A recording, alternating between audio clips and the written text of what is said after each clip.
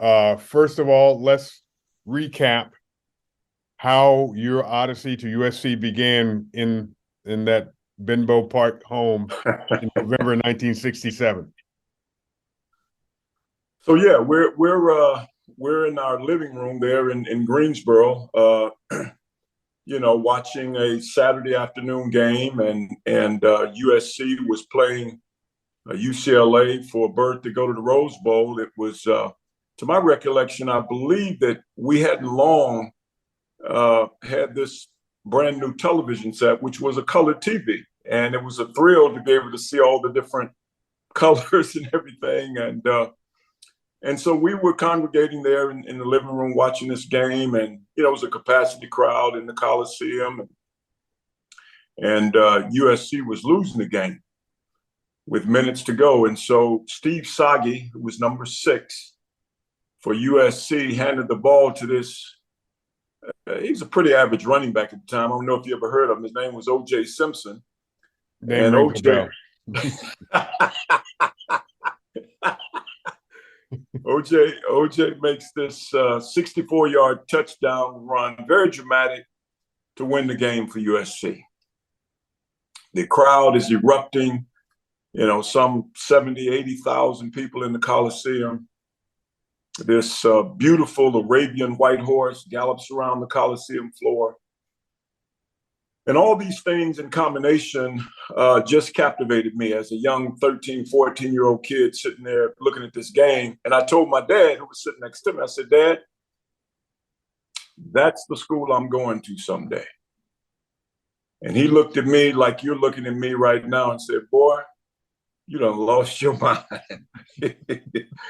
And that was the seed. That was the seed that was germinating in my soul. And then, as Providence would have it, my brother and another friend, Perry Nichols, who they both went to Dudley High School, they had ventured out, and I'm giving you the short version of it, but they had ventured out to the West Coast. I was a senior in high school, thinking about, what my future held, and they were already out. And so there was a recruit that came to our home from North Carolina Central, and they were very interested in having me to come there. They offered a scholarship. I might add that A&T, Hornsby Howell, was the head football coach there at A&T. They wanted me to come there, but I was West Coast bound. But my brother Tyrone had said, "Hey man, you can make it out there on the West Coast." And so while this gentleman was there from North Carolina Central, Tyrone's words really just enforced, more vividly, that's where I wanted to go. And so, make a long story short, I ended up going out to California. My mother gave me her last $50. Let me stop you. Let me stop you right there. There's something on the screen there. It looks like a finger on the edge of the there. Yeah. Okay. All right. Sorry about that. And you're shaking a little bit, so if we could steady that, that'll be even better. Okay. Getting old, man. Don't remind me. We're on the same line. That's right. So yeah. So my mother gave me her last $50. Had one suitcase. Never been on an airplane before. Had a one-way ticket. Cost $99. And came out to the West Coast. Enrolled in LA City College per the the request of my brother and Perry Nichols. They hadn't been to a championship game in like 42 years. I got a chance to play, and we advanced to the Potato Bowl, which was the top bowl there in junior college football. And there were many recruits that were there at that state championship game. And one in particular that I was interested in, his name was Willie Brown, that came up to me after the game was over and said, "Vince, we'd like for you to come to our university." So that was a combination of, from 1967 fast forwarding to, 73, 74 or 74 and getting that scholarship to go to USC. You get there under John McKay, right? That was what was going to be his last year. Am I correct? You are correct. And you were thinking tailback. They're thinking quarterback. Let's put you under center and see what you can do. Talk about that experience, because that was most interesting as well. So as we talked about a little bit yesterday, there are not very many African-American quarterbacks during that time. Jimmy Jones was one that I was looking to before I got to USC, and he was definitely an inspiration. And so in my mind, I thought, man, it probably, if I were to go on, and I did have aspirations of wanting to play football, but I didn't think it was going to be at the quarterback position. And so in talking to Coach McKay, he encouraged me to do so. And so that's what I did. And, we were 8-4 the year with Coach McKay. And by SC standards, they were used to going to Rose Bowls and winning national championships, Heisman Trophy winners and all of that. And so, there was a lot of pressure. I mean, I remember somebody had a bumper sticker saying, save USC football, shoot Vince Evans. And so the pressure to play quarterback at that university was big. And so coming into my senior year, Coach McKay, he leaves, Coach John Robinson comes in, and I'm really thinking about, okay, well, maybe I should think about playing running back. But again, he being Coach Robinson, put his arms around me and said, man, you can play this position. And in fact, I remember very vividly him telling me, this is after we both had left the university, and the pressures that he was under as a head coach to play me. He said that he would go to the alumni meetings and they wanted to talk about, who's going to be the quarterback for the upcoming year. And Coach Robinson said it was going to be me. And there was a lot of pushback that he got during that time. And in fact, to the point that, and these were his words to me, was that, they were thinking about firing him if we didn't have a winning season. And it's interesting because we lost the first game again. And man, the fans were booing. But what I remember about that game was he put his arms around me as we were walking out of the Coliseum, and he said, it's going to be okay.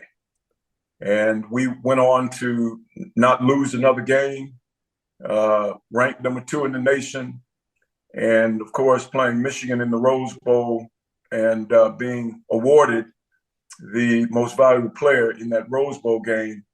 And I remember another thing that happened after the Rose Bowl. Coach Robinson, he put his arms around me again and said, what do you think they think of us now? So I just, it's kind of poetic justice, and, it all worked together for good. But I can't say enough about his encouragement and support, as well as the other, teammates and coaches that were very instrumental in, our success. Then came the NFL career, a very long NFL career. Bears, Raiders, and a hoped for stop in the USFL. Yeah. Things take you where you don't expect to go sometimes. Talk about those experiences. Well, Chicago was a wonderful experience, insofar as it was an opportunity, man, to play a game that very few people get the opportunity to play. You know, in professional sports, there are about 3,500 to maybe 4,000 jobs in all of professional sports, you know, basketball, football, hockey, etc. And so to have one of those jobs was it was very gratifying, very exciting, but also very challenging. You know, particularly playing the quarterback position in a major city.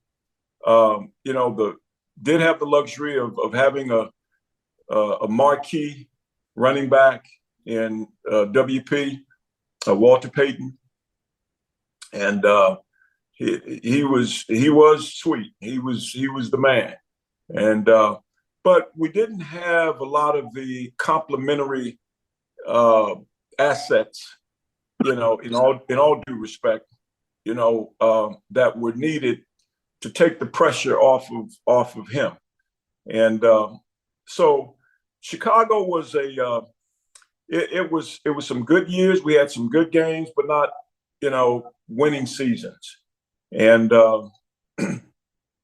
and then from there, ended up wanting to stay in Chicago, but they had drafted Jim McMahon, you know, and I thought, you know, he could definitely be my backup. I didn't think that he was better than me, but they obviously thought that he had a greater future than I did, and so I think my ego, more than anything else, got in the way, because the USFL had offered me a multi-year deal, and Jim gets hurt in 1984, and you know, we're in the, well, I wasn't there then because I ended up leaving, but they were in the NFC Championship game against San Francisco. You know, if they had a little bit of quarterbacking, they'd have won 2 Super Bowls in a row. But so I go on to the USFL and played for the Chicago Blitz for 1 year. That was it was a startup league, and you know, had some good coaches, some good players, but it just wasn't the right time. And so was there for 1 year in Chicago, then went to the Denver Gold. Had some good games there, great bunch of guys, but the future of the league was ending shortly, and that was shortly after the second season that the USFL shut down. And then from there, you know, I was out of ball for a couple of years, and then during the strike, the Raiders had picked me up. I was able to play during that time, and didn't know after the strike was over whether or not they were going to retain my services. To my surprise, they did. And then I was able to, you know, play there for another 7 years. Mr. Davis was a good man, and it's interesting because I remember as a kid watching Daryle Lamonica and Warren Wells hook up, and so to be able to play for the Oakland Raiders was it was a pleasure.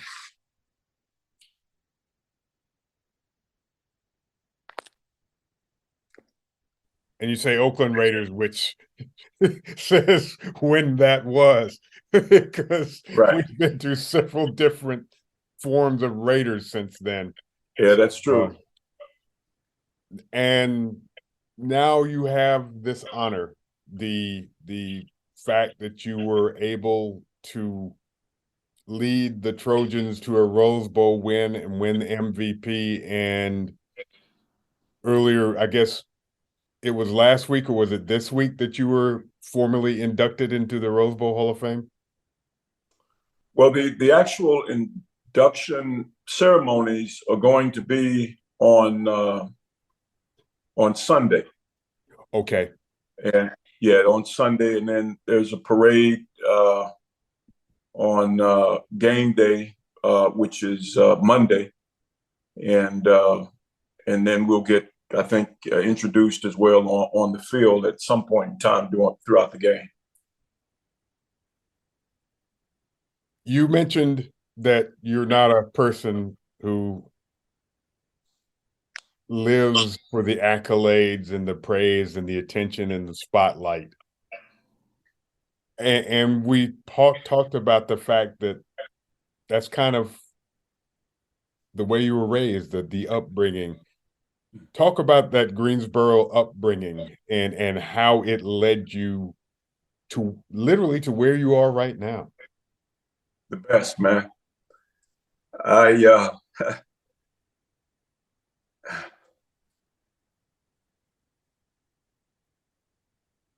when I think about my parents, they were my role models. It wasn't a star athlete. While I enjoyed sports, my motivation was moved by their actions and their modeling. They were both educators. Saw them go to work every day. I can count on one hand the number of days that they missed in 35 years of service. And I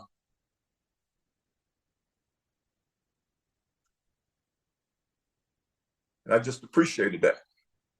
You don't really understand that when you're a kid growing up. All I know is I wanted to work.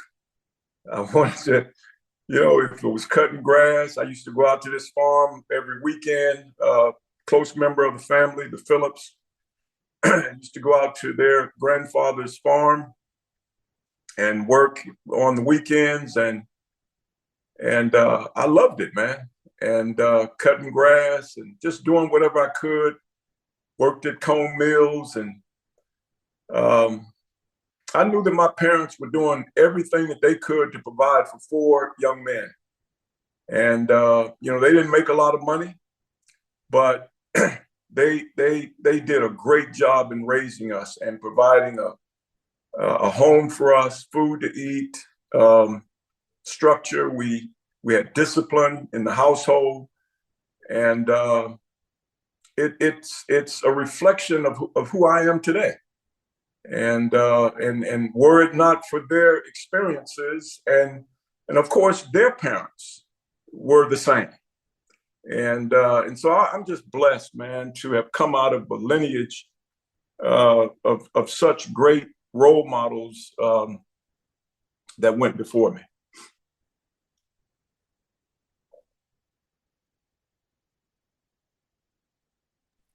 Finally, I think you were the second black quarterback at USC. Is that correct? After Jimmy Jones? I think it was Willie Wood. Willie Wood, yes. Then Jimmy, then myself, then Rodney. I think Tim McDonald. It had a he's in there, and then of course Caleb. Right. And I think that's the history of at USC of the black quarterback. And then you went to the NFL, and from a league-wide perspective, you were one of the early black quarterbacks in the league because, as we mentioned yesterday, Marlon Briscoe stepped up for the Broncos when they were out of quarterbacks. Right. And I believe James Harris preceded you with the Rams. Right. Was there anybody between Harris and you in the NFL? Do you remember? Well, yeah. There was Marlon, James, Jefferson Street, Joe Gilliam. Who, man, I'm.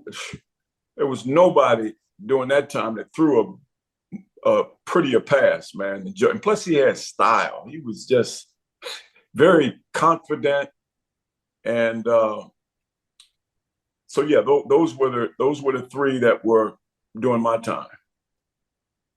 And it's interesting. I think we talked a little bit about it yesterday. Was in fact, it was not long ago that James and I were sitting down having a bite to eat, and we were just talking about what it was like for us as trailblazers during that time, and the innate pressures that were inherent, because, you just felt like you couldn't make any mistakes.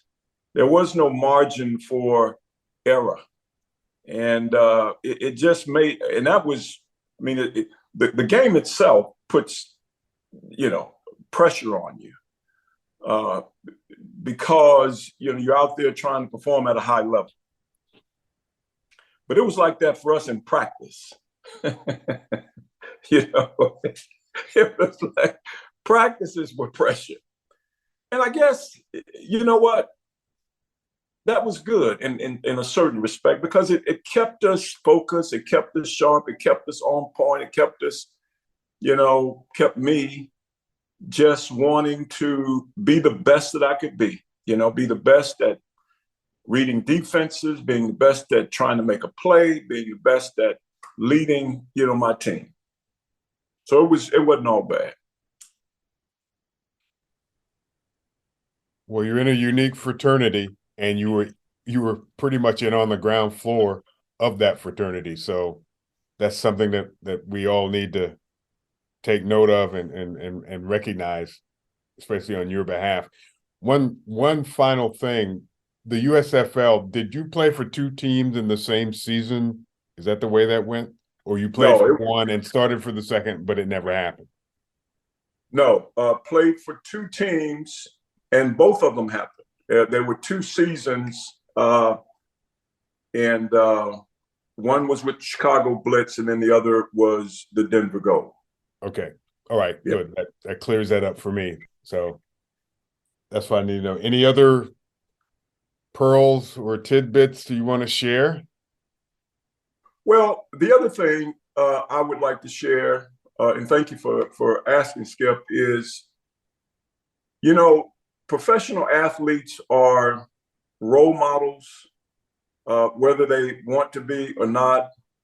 And I had the privilege of being able to speak into the lives of many, many high schoolers over a period of time, along with a guy named Bob Cadell, who has since passed away. He would go in and kind of open up the door and, talking to the principals and wanting to tell our story. And so I'm really grateful for that opportunity to have been able to share where I come from and how, through God's providence, I was able to do the things that I was able to do. And someone along the way has looked at my path or looked at my story and been encouraged by that. And so I hope that, for future athletes, and I'm sure that there are many that are doing great things like this today, but don't take that platform for granted.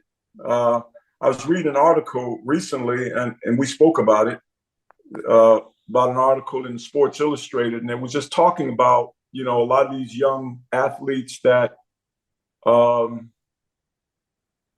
just feeling overwhelming pressure to succeed, and maybe because they haven't reached a certain level of success, maybe in the society's viewpoint, they think that life is not worth living anymore. And so I would just, that breaks my heart to hear that. But I think that the responsibility that, athletes have, coaches have, is to, encourage our young people to be the best that they can be, but know that there's life after the game. And more importantly, to do what you can as an individual to contribute to walk alongside of somebody else and be an encouragement to them. Words to live by and words to embrace.